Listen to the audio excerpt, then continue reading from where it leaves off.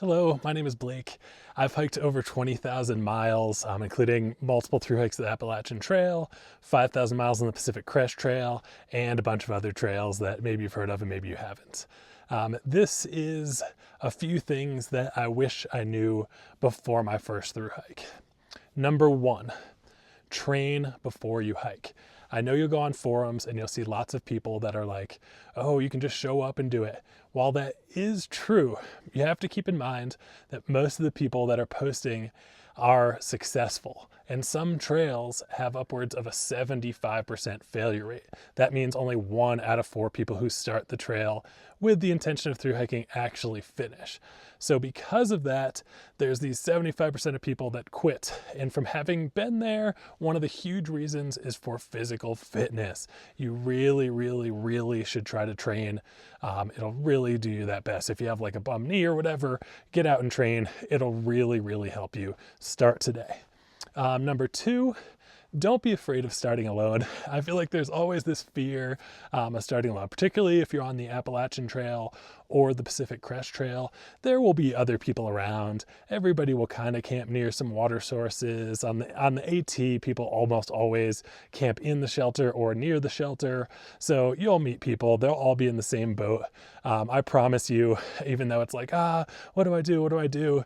You could start with a partner if you're able to find someone in the same position in life who saved up the money and has the same pace as you. It is possible, though it's very challenging. You're much better just going alone if that's your worry. You'll be fine. Number three, go with the flow. Sure, you might want to have a little bit of a plan of like, oh, what town am I going to go to, etc. But I would really recommend just kind of going with the flow. Sometimes people will offer you all sorts of amazing things. Say yes, go explore a little town, go hang out. Not everything is going to work out exactly as it's planned on your spreadsheet if you're that type of person. You probably want to know where your next water is. In the next town, you're planning to get food so you can bring enough food to get there. But other than that, just go for it. Number four is save more money than you think you'll need. Things can be a little bit expensive. Sure, you can try to do a budget through hike, but man, it can be tough mentally, especially if you're with a bunch of nice people, cool friends you just met. It's a rainy day. They're all going into town and getting some beers or just getting some food and get to stay in a hotel. But are you really going to stay in your tent at the trailhead? Some people are able to. For a lot of people, that is a temptation that is far too strong, regardless of what your budget is. So I would plan for it. Also, at the end of the hike, I feel like through hiking, a lot of people think, oh, I'm going to figure out everything. I'll have so much time to think through everything. And while that is true to a certain extent, most people end up a bit more lost than when they started. So when you get to the end, it's like, oh man, re-entry to civilization can be a little bit more challenging than most anticipated. So I would recommend like number one, having enough money so you can kind of say yes to opportunities along the way that might be really fun, and you don't have to hold back. And number two, at the end of the hike, it'll give you more opportunity to have a little bit of a cushion as far as time and money to figure out what you really want to do after the trail. So you don't just immediately have to start working or doing, move somewhere you don't really want to afterwards.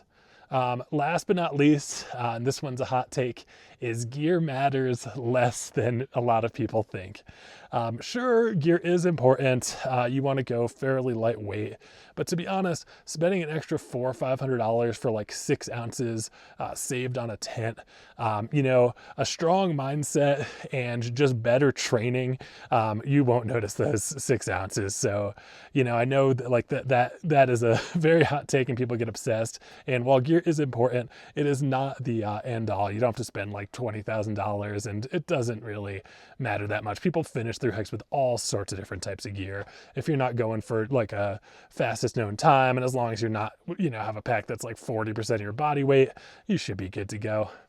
These are a few things that I wish people told me. What else? What do you wish you knew before your first through hike, or what through hike are you going on? Would love to hear from you. See you later.